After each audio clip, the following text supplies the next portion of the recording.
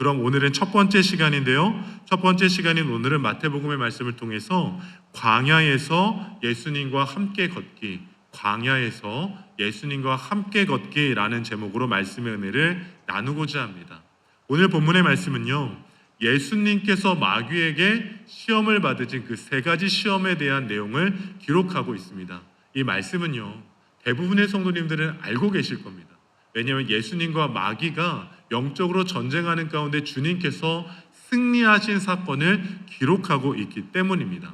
그런데 이 말씀은요, 단순히 예수님께서 이기셨다, 예수님께서 마귀에게 승리하셨다라는 흥미로운 관점에서만 말씀을 묵상하시면 안 됩니다. 이 말씀이 중요한 이유는요, 예수님께서 공생애를 시작하시는 데 있어서 중요한 전환점이 되는 말씀이기 때문입니다. 단순히 승리하신 말씀이 아니라 예수님께서 이 땅 가운데 오셨고 3년이라는 공생애를 시작하실 때 그 출발점이 되어지는 사건이 바로 오늘 본문 말씀이기 때문입니다. 그래서 본문 1절의 말씀, 다 함께 본문 1절의 말씀을 먼저 읽어보겠습니다. 함께 읽습니다. 그때 예수께서 성령에게 이끌려 마귀에게 시험을 받으러 광야로 가사. 아멘. 본문 1절 말씀이 어떻게 시작되고 있을까요? 그때에 라는 표현으로 시작되고 있습니다. 여기서 그때라는 시간절의 표현은 이것을 의미합니다. 본문 말씀인 마태복음 4장 이전의 말씀인 마태복음 3장 후반부의 말씀을 보면 예수님께서 세례를 받으시는 내용이 기록되어 있습니다. 3장 후반절의 말씀을 보면 요단강에서 예수님께서 세례 요한에게 물로 세례를 받으십니다. 근데 그 세례를 받을 때 어떠한 일이 일어났을까요? 세례를 받으실 때요, 하나님의 성령이 그 자리 가운데 임재하심을 통해 이런 말씀을 하십니다. 이는 내 사랑하는 아들이요 내 기뻐하는 자라 라는 하나님의 음성을 듣게 됩니다. 세례의 자리 가운데 성령의 충만함이 임했고 세례의 자리 가운데 하나님의 음성이 더하여져서 예수님이 하나님의 아들이시고 기뻐하는 자라 칭함을 받으시는 역사적인 사건이 일어났다라는 겁니다. 그리고 오늘 본문 말씀은 그때에, 어떤 때입니까? 예수님이 세례를 받으시고 하나님의 자녀로 일컬음을 받으신 그때에 일어났던 사건이 오늘 본문 말씀이라는 거죠. 그렇다면 하나님께서 하나님의 아들이시라고 일컬어 주시고 하나님의 기뻐하는 자라 말씀하시고 성령의 충만함을 입었던 그 순간 어떠한 일이 벌어졌습니까? 오늘 말씀처럼 성령의 인도하심을 따라 광야로 가게 됩니다. 그리고 그곳에서 마귀에게 시험을 받게 되죠. 사실 보편적인 관점으로 보면 오늘 본문 1절의 말씀을 쉽게 이해하기는 어려운 말씀입니다. 왜요? 은혜가 충만합니다. 성령이 충만합니다. 하나님의 음성이 들려졌어요. 그럼 우리는 기대하게 됩니다. 아, 그래. 내 은혜 충만함 가운데, 성령 충만함 가운데 하나님께서 내 인생에 시온의 길을 열어주시겠지, 생명의 길을 열어주시겠지라는 기대감을 갖게 된다는 겁니다. 은혜의 길, 평탄의 길, 복된 길을 걸어가게 될 것을 예상한다라는 거죠. 그런데 오늘 본문 말씀을 보니까요, 성령이 충만했음에도 불구하고 하나님의 말씀이 임하였음에도 불구하고 거칠은 광야로 인도함을 받았다고 기록하고 있습니다. 광야는 어떤 곳일까요? 좋은 이미지는 아닙니다. 광야를 떠올렸을 때요, 척박하고 황폐하고 거친 황무지와 같은 이미지가 우리에게는 떠올라집니다. 그래서 우리가 인생의 힘든 시간을 지날 때 뭐라고 이야기하시죠? 광야를 지나는 것 같다라고 이야기하십니다. 너무 힘들고 어려운 순간을 지날 때 우리는 이런 고백을 해요. 그래, 지금 내가 인생의 광야를 지나고 있다라고 생각하자라고 고백하는 경우가 있다라는 겁니다. 이처럼 광야는 결코 좋은 이미지는 아닙니다. 그래서 문제가 되는 거예요. 예수님께서 세례를 받으셨고 성령의 충만함과 말씀을 들으셨는데 왜 처음 가게 되신 곳이 광야였냐라는 겁니다. 우리의 생각으로는 이해되지 않는 모습입니다. 상충됩니다. 광야는 은혜도 없고 성령 충만함도 없는 곳이기 때문입니다. 그런데 이 말씀을요, 우리는 영적인 관점으로 들여다볼 수 있어야 합니다. 광야는요, 신앙적인 관점으로 바라볼 때 전혀 다른 곳이 되기 때문입니다. 광야는 척박하고 황폐한 곳이지만 우리의 신앙적인 관점으로 들여다보면 이 광야는 놀라운 하나님의 역사가 담겨 있는 곳이기 때문입니다. 왜 그럴까요? 광야는요, 히브리어 원어로 미드바르라는 표현을 씁니다. 미드바르라는 히브리어 단어가요, 광야를 의미해요. 근데 이 미드바르라는 단어에는 히브리어 다바르라는 단어가 내포되어 있는 표현입니다. 그럼 이 다바르는 무엇이냐? 바로 말씀을 의미합니다.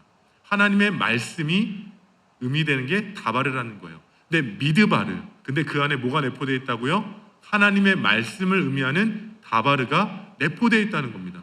그럼 광야는 어떤 곳일까요? 하나님의 말씀이 담겨져 있는 곳이 된다는 겁니다. 신앙적인 관점으로 바라보면 광야는 황폐한 곳이 아니라 하나님의 말씀이 있는 곳으로 경험되어진다라는 것이죠. 광야는 척박하지만 성령의 충만함을 힘입어서 가는 그곳은 하나님의 말씀이 있는 곳이 됩니다. 그렇게 인생의 광야를 지나고 있다 할지라도 우리 가운데 하나님의 말씀이 더해진다면 결국 그 광야는 어떠한 곳입니까? 하나님의 역사가 시작되는 곳이 될 줄로 믿습니다. 우리의 삶의 중요한 것은요, 우리가 어디 있냐라는 것이 중요한 것이 아닙니다. 우리 인생 가운데 중요한 것은요, 아무리 광야를 지날지라도 그 속에서 하나님의 말씀을 발견하고 하나님의 말씀을 경험한다면 우리의 인생의 광야는 척박한 곳으로 끝나는 것이 아니라 하나님의 말씀의 역사가 시작되는 곳이 될 줄로 믿습니다. 우리의 삶과 가정과 자녀들의 인생이 광야와 같은 시간을 지나고 있어라고 고백될지라도 우리가 신앙적으로 하나님의 말씀을 경험하게 된다면 그 광야는 하나님의 생명의 역사가 일어나는 놀라운 주의 은혜의 자리가 될 줄로 믿습니다. 바라기는 사순절의 시간을 지나면서요, 광야와 같은 길을 걸을 때 우리가 홀로 걸어가는 것이 아니라 예수님과 함께 걸어가는 그 광야를 통해 하나님의 말씀으로 성장하고 성숙하고 새로워질 수 있는 복된 사순절을 지난 우리 성도님들 되시기를 예수님의 이름으로 축복합니다. 계속해서 본문 2절 이후의 말씀을 보기 원하는데요, 함께 2절과 3절의 말씀 함께 읽겠습니다. 본문 2절과 3절의 말씀입니다. 40일을 밤낮으로 시험하는 자가 예수께 나와서 이르되 내가 만일 하나님의 아들이거든 명하여 이 돌들로 떡덩이가 되게 하라. 아멘. 마귀의 시험이 시작됐습니다. 광야에 들어서자 마귀가 성령 충만함 가운데 있었던 예수님을 시험하기 시작한 겁니다. 첫 번째 시험 무엇입니까? 40일 동안 금식하고 줄이셨던 예수님에게 돌들을 떡이 되게 하라라고 미혹하고 있다라는 겁니다. 이 마귀의 시험은요, 성육신하신 예수님을 육체적으로 미혹하는 시험이었습니다. 분명히 성경의 기록처럼 예수님은 금식하심과 동시에 줄이셨다라고 기록하고 있어요. 예수님은 완전하신 하나님이시지만 우리를 구원하기 위해 완전하신 인간의 몸으로 오셨기 때문에 우리처럼 줄이셨고 금식하심에 있어서 먹는 것에 대한 고통을 경험하셨다라는 겁니다. 근데 그 순간 마귀가 나타나서 돌들을 떡으로 만들라고 미혹합니다. 육신의 필요에 있어서 그것들을 가지라고 미혹하고 있는 겁니다. 그런데 이 말씀과 평행 본문인 누가복음 4장 3절 말씀에서도 이렇게 기록하고 있습니다. 누가복음 4장 3절의 말씀 함께 읽어보기를 원합니다. 누가복음 4장 3절의 말씀입니다. 화면이 함께 읽습니다. 마귀가 이르되 내가 만일 하나님의 아들이거든 이 돌들에게 명하여 떡이 되게 하라. 아멘. 오늘 본문의 말씀과 누가복음 4장 3절에 있는 말씀이 큰 차이가 없어 보입니다. 그런데요, 누가복음 4장 3절의 말씀을 원어로 보면 이 말씀에는 큰 차이가 있다라는 것을 발견할 수 있습니다. 무엇이냐? 평행 본문인 누가복음에는요, 예수님을 시험한 돌들이라는 표현이 복수로 쓰여진 게 아니라 단수로 쓰여 있습니다. 그러니까 오늘 말씀에는 한글 성경에는 돌들을 떡이 되게 하라라고 말하고 있지만 원어 성경인 누가복음의 말씀을 보면 돌을 떡이 되게 하라라고 시험하고 있다라는 겁니다. 이것은 무엇일까요?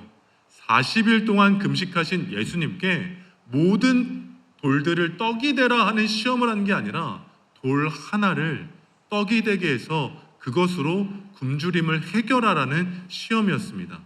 사실 돌 하나를 떡으로 만드는 것, 예수님께서는 결코 힘든 일은 아니었습니다. 돌 하나를 떡으로 만드셔서 굶주림을 해결하셨어도 전혀 문제가 될 만한 일도 아니었습니다. 그런데 이 시험이 상당히 치명적인 이유는 여기에 있습니다. 마귀의 시험이 치명적인 이유는 우리의 인생 가운데 작은 것 하나로 하나님과 틈을 버리려 한다라는 겁니다. 예를 들어 이런 겁니다.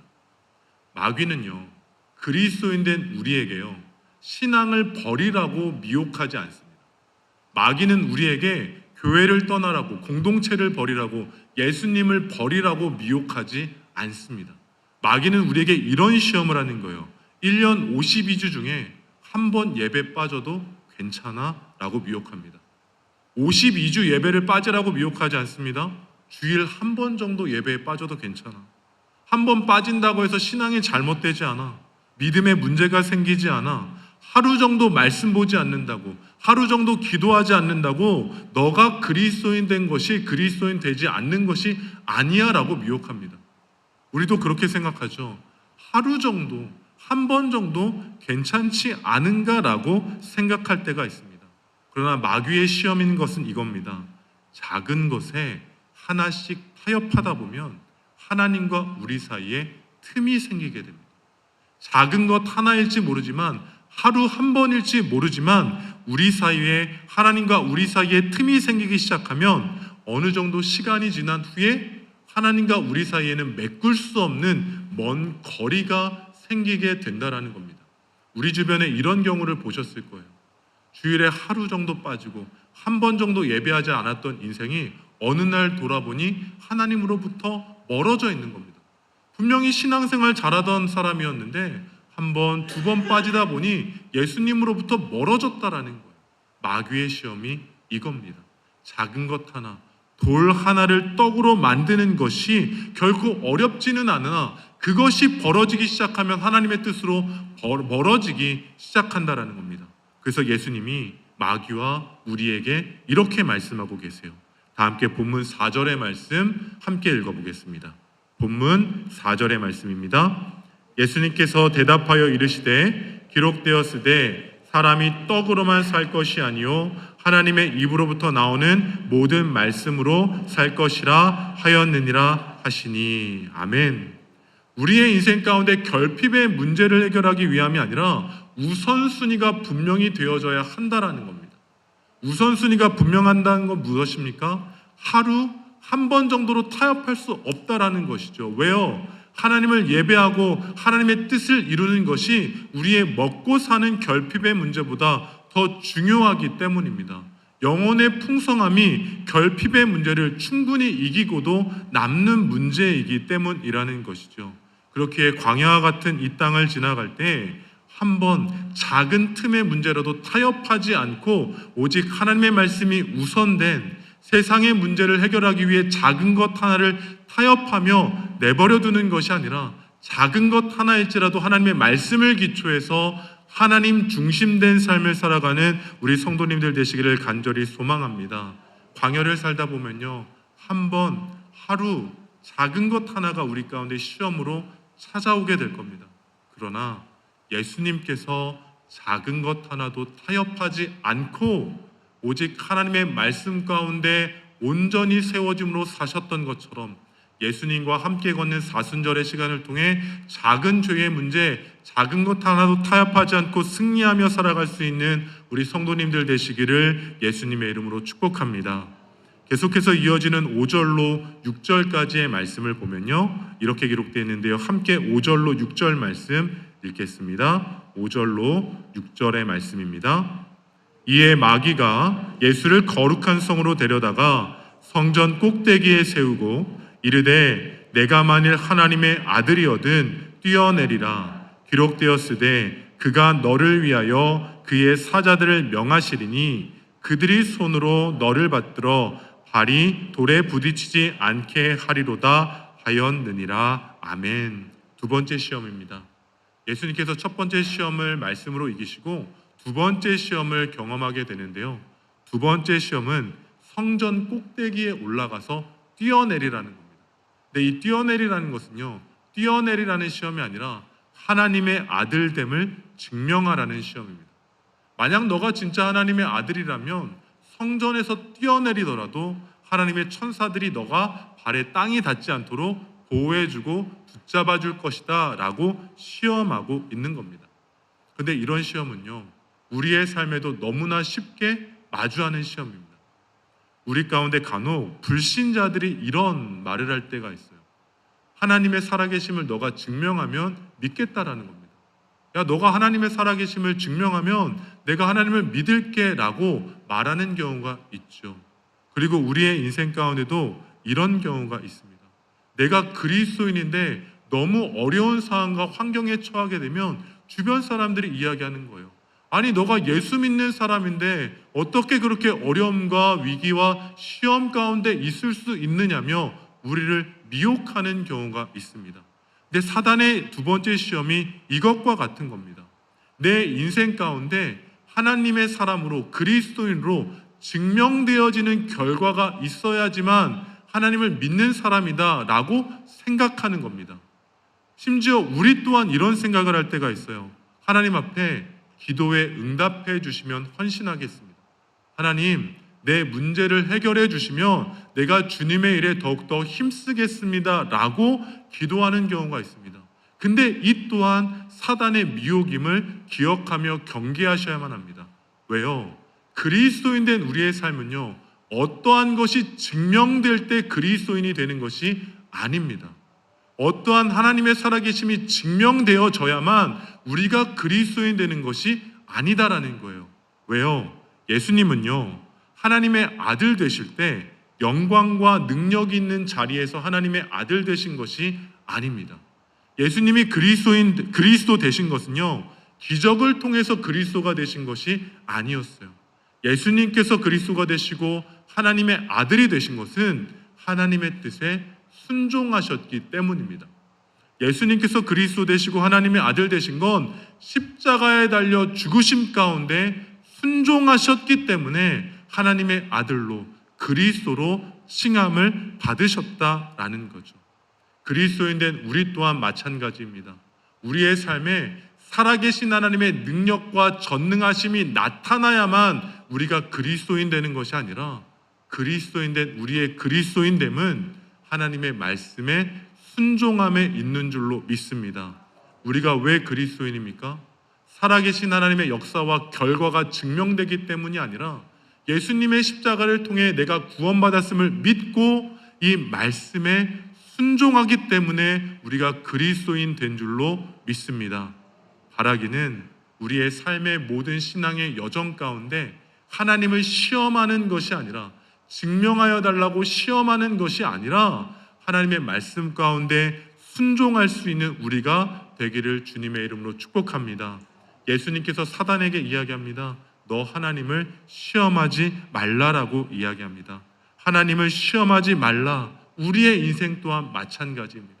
삶의 걸음을 내디디며 광야와 같은 시간을 지나며 하나님을 시험하는 그러한 신앙인으로 머물러 있는 것이 아니라 우리의 삶이 광야와 같을지라도 우리의 삶이 내가 예상하고 기대하는 결과가 아닐지라도 날마다 하나님께 순종함을 통하여 광야와 같은 길을 주와 함께 동행하는 우리 성도님들 되시기를 예수님의 이름으로 축복합니다.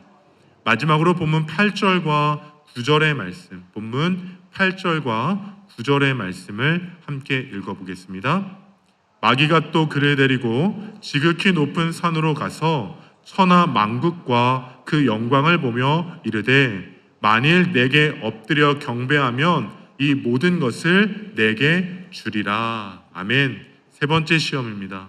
마귀가요, 천하 만국이 보이는 높은 곳에 올라가서요, 나에게 엎드려 경배하면 세상의 모든 영광을 너에게 주겠다라고 이야기합니다. 그러나 예수님께서는 결코 절하지 않으셨죠. 예수님께서는 말씀을 통해서요, 하나님께만 경배하겠다라고 선언하셨습니다. 이 시험을 이기셨던 거예요. 근데 우리는 이 말씀을 보면서요, 예수님의 승리를 너무 당연히 여깁니다. 아니, 예수님이 하나님의 아들이니까 승리하시는 거지. 예수님께서 그리스도이니까 이런 시험은 당연히 승리하는 거지 라고만 생각합니다. 그런데 예수님께서 이 시험에 이기신 비결은 이겁니다. 예수님은요, 세상의 영광보다 큰 하나님의 영광을 보셨기 때문에 이 세상의 영광 가운데 무릎 꿇지 않으셨던 겁니다. 단순히 하나님의 아들이기 때문에 그저 그냥 이긴 것이 아니라 하나님의 영광을 보았기 때문에 마귀의 시험에 이기셨다라는 거예요. 오직 하나님을 예배하는 삶이 무엇인지 아셨기 때문에 예수님은 마귀 가운데 엎드리지 않으셨던 겁니다. 이것은요, 우리의 삶에도 동일합니다. 오늘을 살아가는 우리는 세상의 가치를 바라보며 살아가는 것이 아니라 하나님의 영광을 바라보며 살아가야 하는 존재인 줄로 믿습니다. 우리는요, 세상 가치를 예배하는 인생이 아니라 오직 하나님만을 예배하는 예배자인 줄로 믿습니다. 그런데 문제는 하나님을 예배한다 이야기하지만 하나님의 하나님 되심을 예배하는 것이 아니라요, 때로는 우리가 마귀의 시험에 걸려들어서 세상을 예배하는 경우도 있다라는 겁니다. 도무지 믿겨지지는 않으시겠지만 우리의 인생이 그러하다라는 거예요. 예를 들어 이런 겁니다. 우리가 하루를 살고요, 한 주를 살고 한 달의 시간을 살아갑니다. 그런데 그 시간 동안 가장 많이 생각하고 가장 많이 마음을 쏟고 가장 많이 시간을 보내는 것은 어떠한 일입니까? 우리 성도님들은요, 하루와 한 주와 한 달을 살아가시면서요, 어떤 일에 더 마음을 쏟고 계신가요?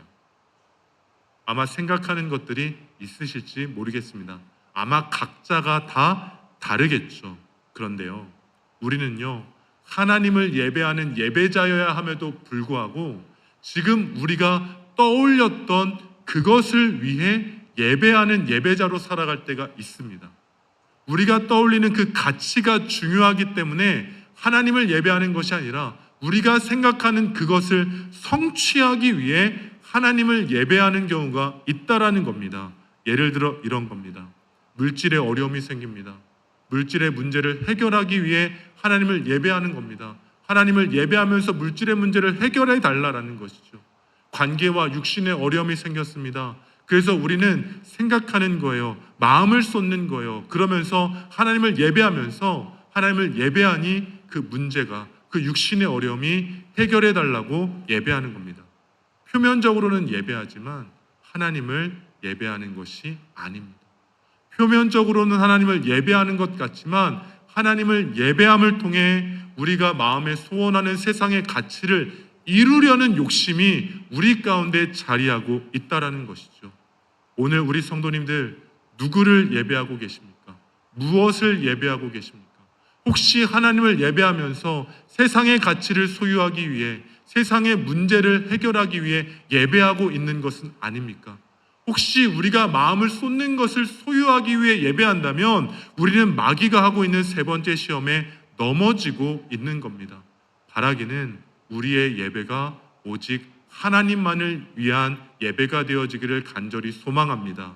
우리가 어떠한 세상의 것들을 성취하고 이루기 위해 예배하는 것이 아니라 나를 구원하신 그 예수 그리스도의 십자가 사랑을 기억하며 오직 하나님의 영광만을 위해 예배하는 전심의 예배자 되기를 주님의 이름으로 축복합니다. 단순히 예배가 끝나고 세상 가운데 절하는 것이 아닙니다. 우리는 예배를 통해 하나님의 영광으로 나아가야 하는 겁니다. 그렇다면 우리는 이러한 것들을 어떻게 감당할 수 있을까요? 작은 죄에도 타협하지 않고 하나님을 시험하지 않고 전적으로 순종하고 세상을 예배하지 않고 온전히 하나님을 예배하기 위해 우리는 어떤 삶을 살아가야 될까요? 말씀을 쭉 묵상하다 보면 우리가 읽은 내용 가운데 반복적으로 등장하고 있는 표현이 있습니다. 그것은 무엇이냐면 기록되었으되라는 표현입니다. 예수님께서 사단의 시험 가운데 승리하시는 그 순간순간마다 예수님이 말씀하세요. 기록되었으되, 기록되었으되, 기록되었으되. 이 말은 무엇입니까? 예수님은요, 본인의 능력으로도 사단의 마귀의 시험을 이기실 수 있었지만 예수님은 기록된 말씀을 통해 사단의 시험을 이기셨습니다. 그래서 신명기의 말씀을 통해, 시편의 말씀을 통해 하나님의 말씀을 적용하고 인용하면서 사단의 시험을 이겼다라는 겁니다. 바라기는 광야의 시간을 걸어가는 우리 또한 예수님처럼 말씀의 능력을 통해 승리할 수 있는 주의 사람 되어지기를 주님의 이름으로 축복합니다. 말씀을 정리합니다. 우리의 인생은요, 광야와 같을지 모릅니다. 그러나 그 광야는 우리가 혼자 걸어가는 것이 아니라 예수님과 함께 걸어가는 길인 줄로 믿습니다. 그 길 가운데 우리는 작은 죄의 문제를 마주하게 될 때도 있습니다. 작은 틈이 생기는 거죠. 작은 죄여서, 작은 문제여서 우리는 소홀히 할 때가 있을지 모릅니다. 그러나 그 작은 틈이라 할지라도 타협하는 것이 아니라 전적으로 하나님의 말씀을 의지하며 승리하는 성도님들 되시기를 축복합니다.